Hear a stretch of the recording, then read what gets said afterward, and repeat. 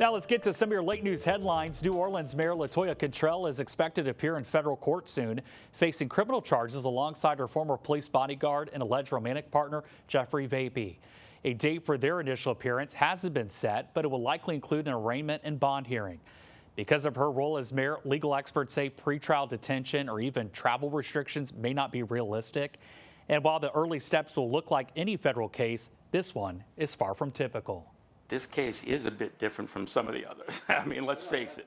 The circumstances are unusual. The mayor's, the fact that one of the defendants is the mayor, that's unusual.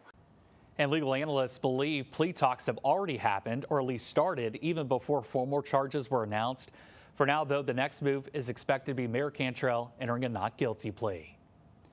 Today, President Trump hosted Ukrainian President Vladimir Zelenskyy and a number of European leaders at the White House.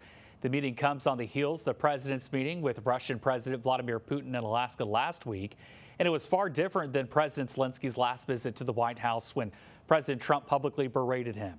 Now Zelenskyy says he's hopeful that there will soon be talks in which he will have the opportunity to meet with both Putin and President Trump. President Trump will try to organize such meeting, and he said that he will come or not come. Ukraine will be happy if you will both want me there, I will be there. But while today's meeting was viewed as largely positive, many questions remain, including how Ukraine and Russia might divide territory.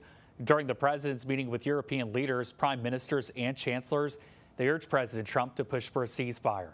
President Trump offered no ceasefire promises. Tonight, the federal presence in Washington, D.C. is growing, with more Republican-led states sending National Guard troops to help enforce President Trump's takeover of local policing.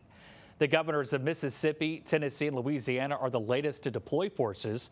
West Virginia's governor says it's about restoring order, but D.C.'s mayor is pushing back, saying crime is actually down 26% this year, and the surge in troops isn't necessary.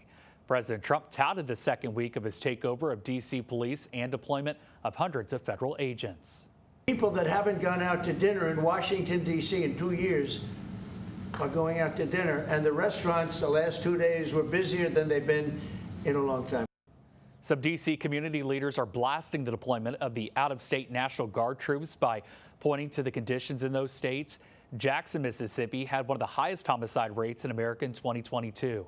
And West Virginia's biggest city is just 7% of the population of Washington, D.C.